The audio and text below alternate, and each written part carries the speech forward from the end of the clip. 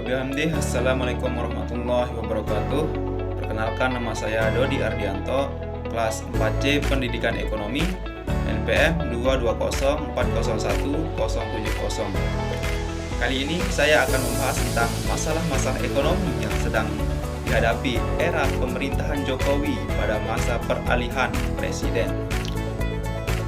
Baik, langsung saja. Masalah-masalah ekonomi yang sedang dihadapi era pemerintahan Jokowi pada masa peralihan presiden meliputi yang pertama di sini inflasi. Yang dimana inflasi ini di era pemerintahan Jokowi telah menunjukkan beberapa tren yang signifikan. Pada awal periode, inflasi tahunan mencapai angka 8,36% pada tahun 2014.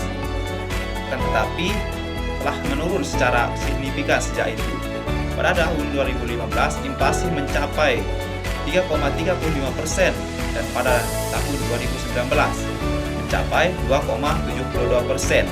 Namun pada tahun 2022, inflasi mencapai 5,51% yang lebih tinggi dibandingkan dengan beberapa tahun sebelumnya.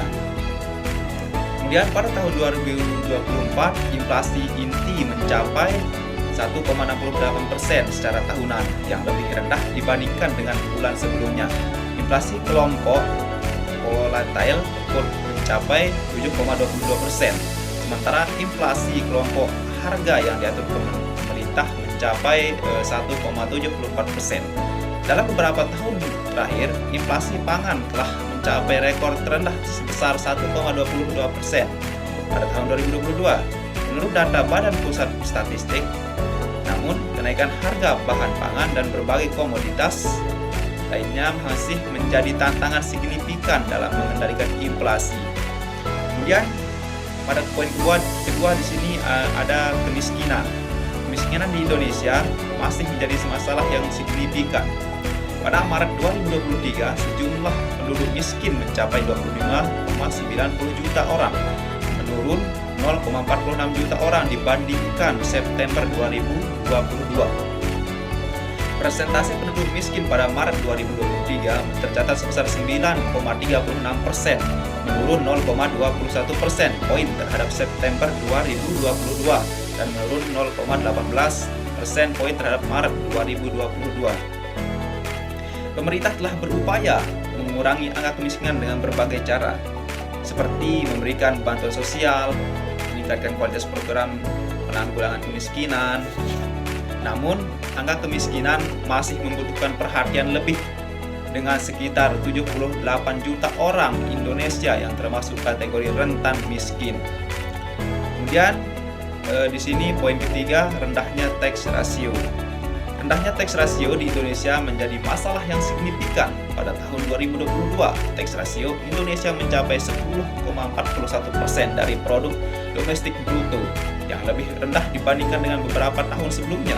Pemerintah telah menurunkan tax ratio untuk tahun 2025 menjadi 9,61% yang akan menjadi yang terendah dalam 20 tahun terakhir. Pada tahun 2025, Center of Reform on Economics meramal Indonesia mampu mencapai tax ratio sebesar 11%. Namun, untuk mencapai 12% menjadi tantangan besar. Rasio pajak Indonesia telah mengalami penurunan sejak tahun 1980, membuatnya tertinggal jauh dari negara-negara lain di kawasan ASEAN. Rendahnya tax ratio dapat mempengaruhi kemampuan pemerintah untuk mengumpulkan pendapat dan menghadapi defisit anggaran. Untuk meningkatkan tax ratio, pemerintah perlu meningkatkan kualitas implementasi dan penggunaan anggaran serta meningkatkan kualitas administrasi perpajakan. Baik, untuk poin keempat, COVID-19. Pada pandemi COVID-19 adalah peristiwa global yang terjadi ketika virus coronavirus 2019 menyebar ke seluruh dunia. Pandemi ini dimulai di kota Wuhan, Tiongkok, dan kemudian menyebar ke berbagai negara dan benua. Organisasi Kesehatan Dunia telah menetapkan pandemi COVID-19 sebagai sebuah epidemi yang telah menyebar ke berbagai benua dan negara, umumnya menyerang banyak orang. Pandemi COVID-19 memberikan tekanan pada kondisi ekonomi dan sosial Indonesia sejak tahun 2019. Dampak ekonomi ini berdampak luas di berbagai sektor, termasuk pendidikan, kesehatan, dan perekonomian. Pemerintah telah mengeluarkan berbagai kebijakan seperti meliburkan aktivitas tatap muka di lembaga pendidikan untuk mencegah penularan virus corona. Pada Mei 2023, WHO telah menyatakan bahwa pandemi COVID-19 telah berakhir. Namun, Tedros Adhanom, Direktur Jenderal WHO, menegaskan bahwa berakhirnya pandemi tidak berarti COVID-19 tidak lagi menjadi ancaman kesehatan global. Demikian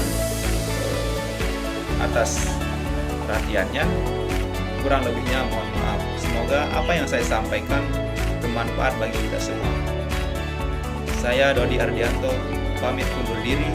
Wabillahi taufiq wal hidayah. Assalamualaikum warahmatullahi wabarakatuh.